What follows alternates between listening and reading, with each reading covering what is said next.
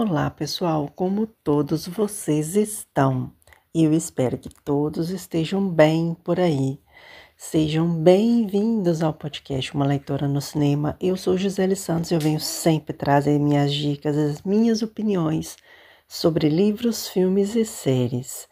Vocês nos acompanham pelas plataformas de áudio, também pelo YouTube. Muito obrigada, gente, a todos que têm nos acompanhado, que têm nos seguido. A presença de vocês é muito importante aqui pra gente.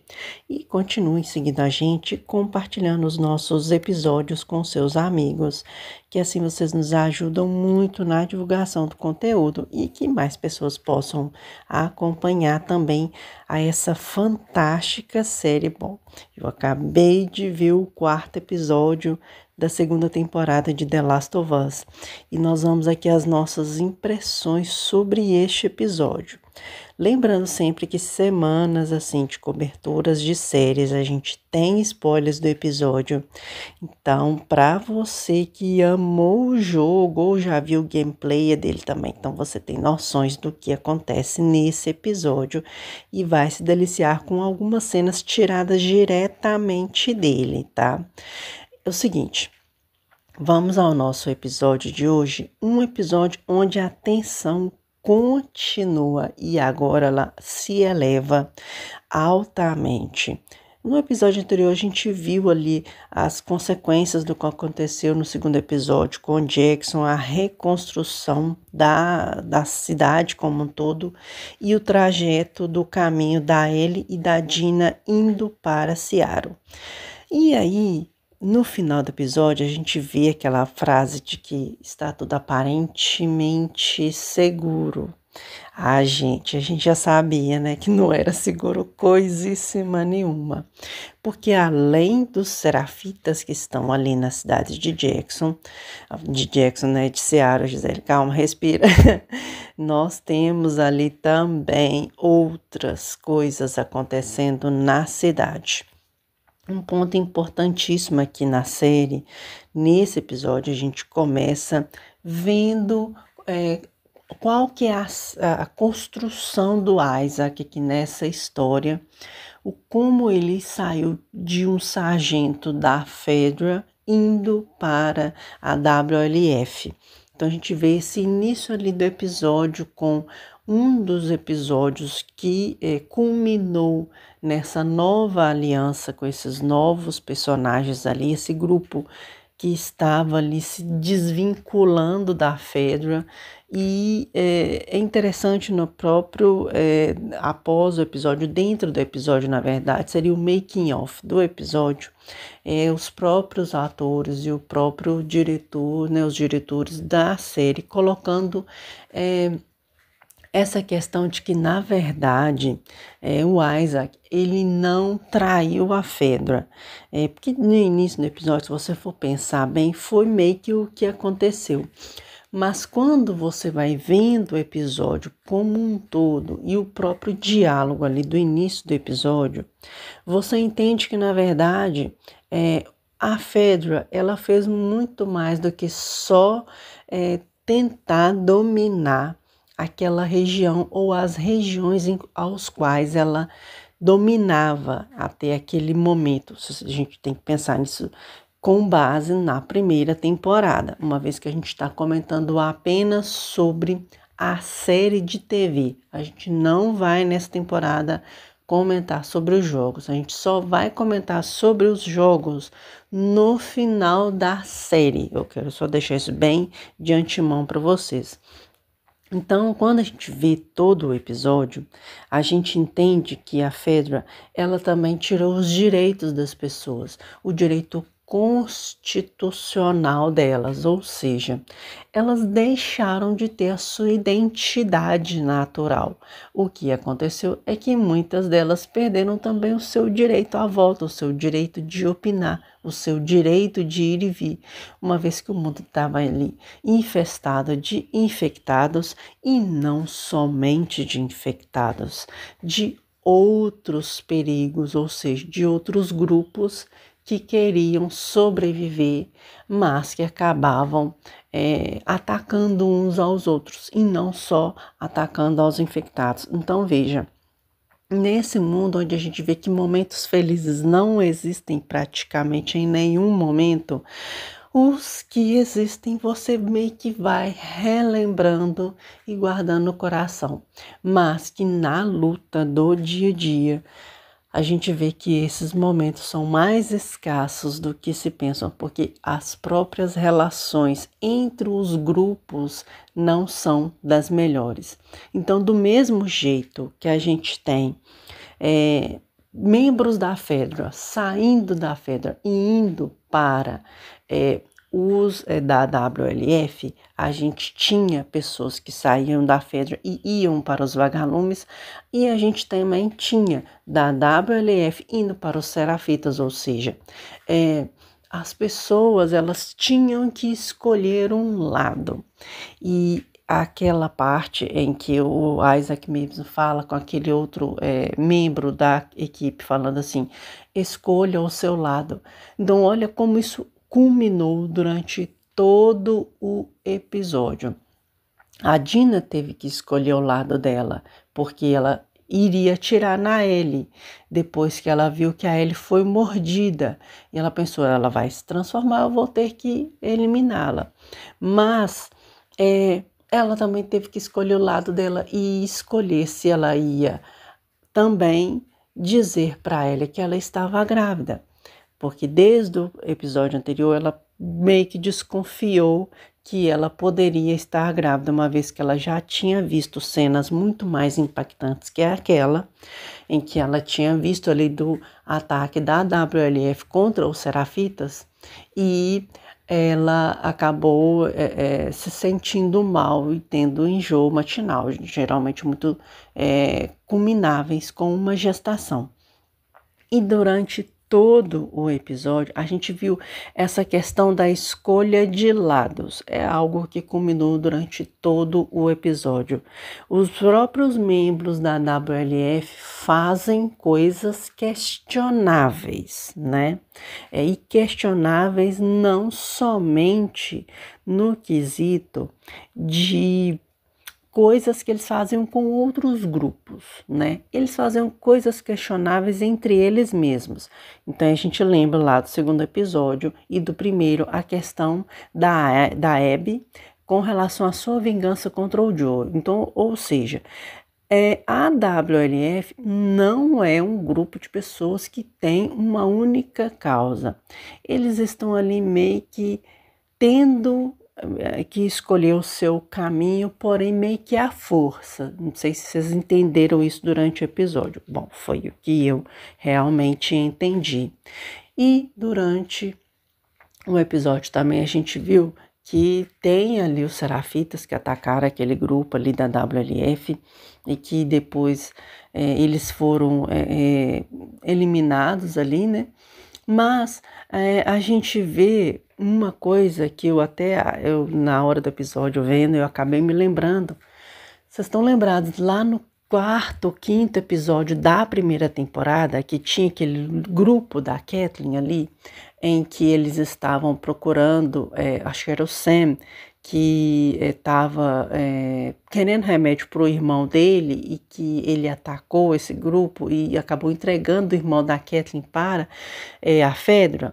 Então, os infectados estavam no subsolo, entende? Então, aqui também é quase como uma repetição daquilo que aconteceu lá na primeira temporada, bem que culminou entre o 4/5 episódio, ou seja, por que a cidade de Seattle estava tão calma? Não é porque a WLF tinha limpado tudo, é porque eles tinham conseguido encurralar os infectados para o subsolo. Então ali eles estavam, entre aspas, seguros. E tem outras coisas que a gente vai vendo durante o episódio que vai culminar, que vai acontecer no sexto, que a gente já viu um teaser rápido do sexto episódio, e aí as coisas vão delingolar ainda mais. Mas tem um ponto aqui que a gente precisa lembrar do episódio em si. a atuação da Bella Ramsey, que tá genial. Não sei ainda porque tem pessoas que duvidam da capacidade da Bella. Eu, praticamente, gosto muito da atuação dela, desde Game of Thrones, aliás. Mas aqui a gente vê um momento mais fresh do episódio, onde ela, naquele momento ali de explorando aquele local ali, para elas se protegerem e tentar encontrar o grupo da Abby, ela viu ali aquela loja de discos e a oportunidade de ver parece que é um violão, e ela começa a tocar e a Dina fica encantada com a desenvoltura ali da Bella. E aí o que acontece? Aqui a gente começa a ver o elo de ligação entre as duas se rompendo e aproximando as duas cada vez mais, onde ela percebe que, na verdade, o que ela sente pela Ellie é muito, muito mais intenso do que ela imaginava. Mas durante o episódio, quando vai tendo ali, depois da questão da cena em que o grupo da WLF vai para o túnel e encontra com a horda de infectados, mais uma horda de infectados que a gente tem nessa temporada, e acaba culminando no momento em que a Ellie é mordida novamente. E aí a Dina fica nessa situação em que ela vai matar a Ellie mesmo, ou ela vai achar uma maneira de escapar dali, mas naturalmente ela iria mesmo matar a Ellie. Mas a Ellie vai dando todas as demonstrações de que ela foi infectada, mas sim ela é imune. Então esse era o segredo que nem a Dina sabia. Ou seja, a Ellie não contou absolutamente para ninguém que ela era imune, a Lynn Jackson. Então eu acho que nem a Maria sabia que ela era imune. Eu acredito que não. Pelo menos o filho dela, eu tenho certeza que não sabia. E mais ninguém da cidade. Então, seriam somente o Joel, a Ellie e o Tommy que sabiam da imunidade da Ellie ao Cordyceps. E aí a gente vai vendo o desnudar do relacionamento delas agora se transformando em algo mais profundo, quando também a Dina, numa relação de confiança, fala então para Ellie que ela está grávida. E elas depois vão tendo esse momento em que agora tudo muda na relação, porque se elas estão com mais um membro, que seria o filho da Dina com o Jesse, agora tem-se essa questão de que elas estão cada vez mais próximas do objetivo inicial da jornada, que é encontrar o grupo da Abby e eliminar todo o grupo, um a um, seus membros. Só que essa história fica muito mais complexa, porque com a Dina estando grávida, ela acaba se transformando num alvo um pouco mais fácil para a WLF. Se a gente for pensar estrategicamente falando, olha só como isso é interessante no jogo e na série. Porque com ela estando grávida, a Ellie vai ter uma dupla proteção com ela, porque naturalmente uma coisa é ir atrás do grupo com 2 pessoas, outra coisa é você ir atrás do grupo agora com 3 pessoas, sendo que uma não tem como atirar, não é mesmo? E então a gente vai vendo a escolha de novo, essa questão da escolha da Dina no final do episódio, onde ela diz que não, as duas vão juntas atrás do grupo da Abby, vendo ali o final do episódio, o episódio se encerrando com aonde está localizado o grupo da Abby, ou entre aspas, que ele está localizado, e porque naquele ataque teve feridos e tudo mais, e essa questão de que eles estão indo para um certo local E naquele local, com certeza, a Abby está. E aí a gente encerra esse episódio. Mas é muito interessante essa questão de que o episódio coloca, dessa questão das escolhas. Olha como escolhas são importantes.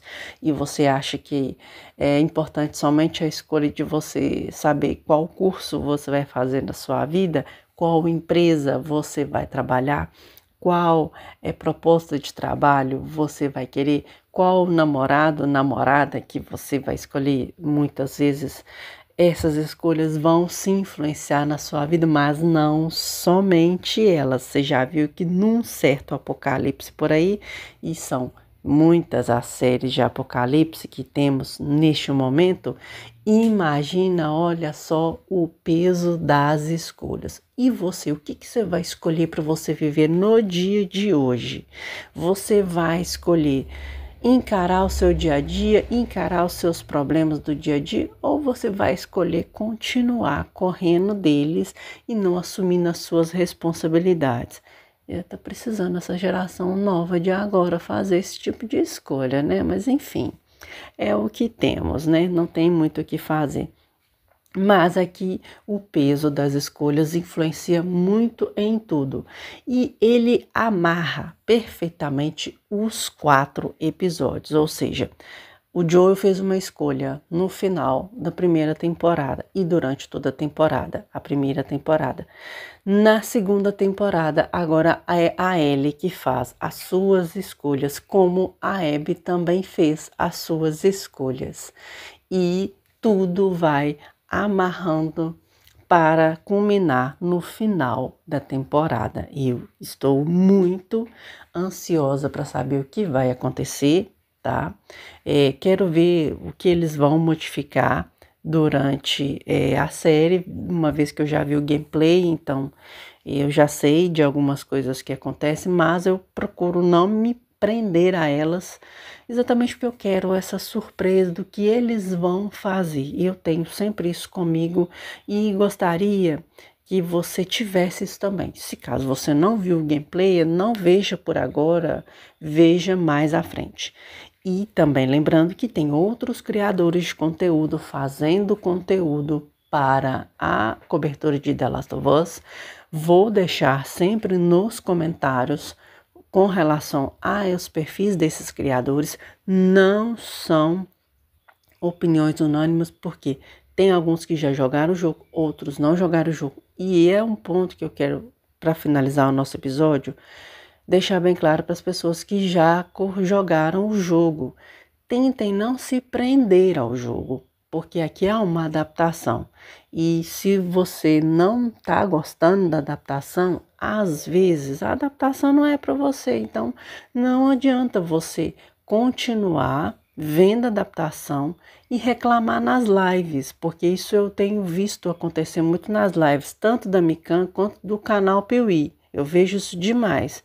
E o pessoal dando spoiler com relação ao que acontece. Então, eu acho que você poderia ter a escolha, e eu vou te dar essa escolha agora, em não opinar, né? Porque aí você está atrapalhando a experiência de quem não curtiu o jogo ou que não viu o jogo também e quer ver a série separadamente.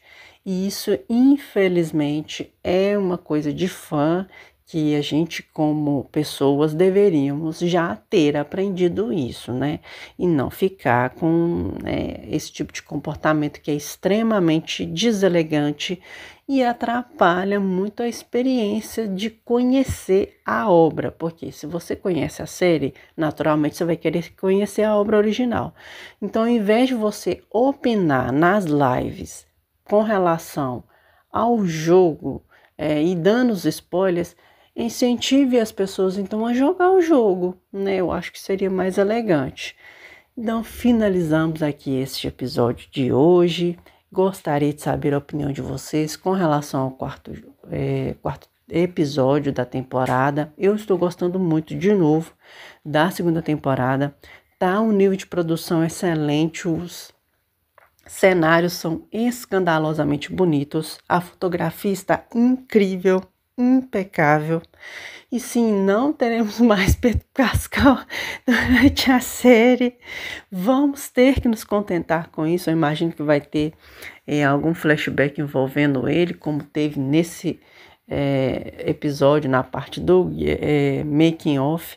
Mas, gente, não tem o que fazer, tá? O Pedrito já saiu da série e nós vamos ter que conviver aí sem o Pedro Pascal aí durante a temporada.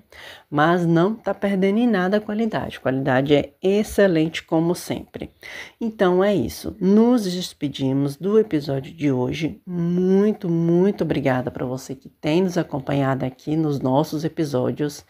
Vamos continuar aí com a nossa jornada de The Last of Us, sempre às segundas-feiras, no finalzinho do dia, tá? E em breve a gente continua aqui falando sobre os outros episódios. E na semana que vem, sobre o 5º episódio. Muito obrigada. Lembrando que essa semana a gente já tem lá no domingo sobre a primeira temporada de The Blacklist. E também Andor, segunda temporada, no seu 3º arco e outras coisas que a gente vai falar durante a semana.